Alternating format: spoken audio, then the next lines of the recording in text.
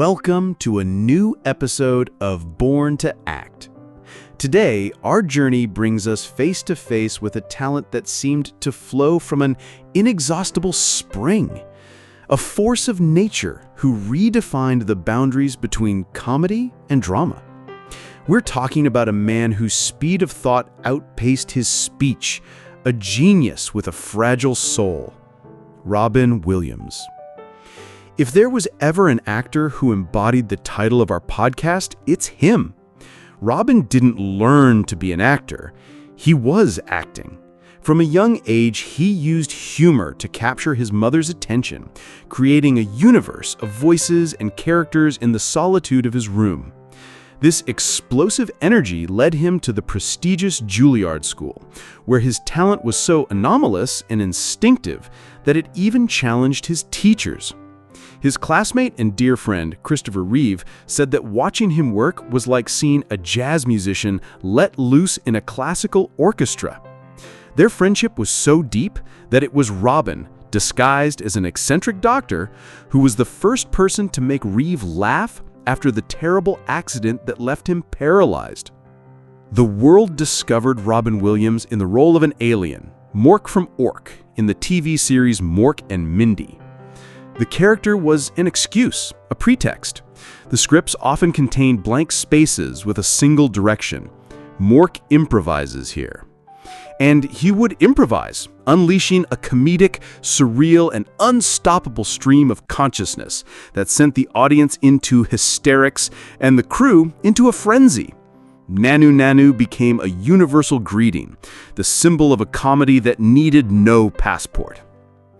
But to confine Robin Williams to comedy would be like saying the ocean is only its surface. His film career is a map of human emotions. He was the irreverent and hopeful voice of Adrian Cronauer in Good Morning Vietnam.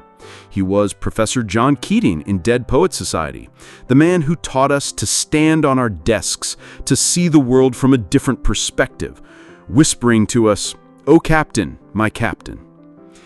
And how could we forget his transformation into Mrs. Doubtfire, a role that, behind the mask of a hilarious Scottish nanny, hid the drama of a father willing to do anything to be close to his children. In that character, you could find the whole of Williams, the comedic virtuosity, the ability to improvise with cake on his face or a vacuum cleaner, but above all, an immense heart, capable of making a situation on the verge of absurd both believable and poignant. Then his most touching performance, the one that earned him an Oscar. In Good Will Hunting, he stripped away every mask. Forget the voices, the funny faces, the frenzy. There was only Sean Maguire, a therapist, who, sitting on a park bench with a few whispered words, could heal a young man's soul and perhaps our own as well. His stillness in that role was deafening, as powerful as his most unhinged monologues. He proved that his greatest skill was not making people laugh, but making them feel. However, behind that roaring laughter, there was an ocean of melancholy.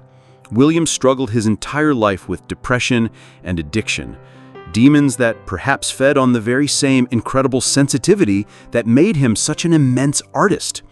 He himself once said, "I think the saddest people always try their hardest to make people happy because they know what it's like to feel absolutely worthless, and they don't want anyone else to feel that way." So, are actors born? In the case of Robin Williams, the answer is a yes that rings out loud and clear. He was born with a rare and precious gift, a spark of divine madness. But that gift was also a burden. He gave us his entire self, his light and his shadows, leaving us a legacy of laughter that makes you think and tears that bring comfort. He taught us that it's okay to be fragile, that kindness is a form of courage, and that sometimes the greatest joke is the one hiding a broken heart. Thank you for listening, and thank you, Robin, wherever you are.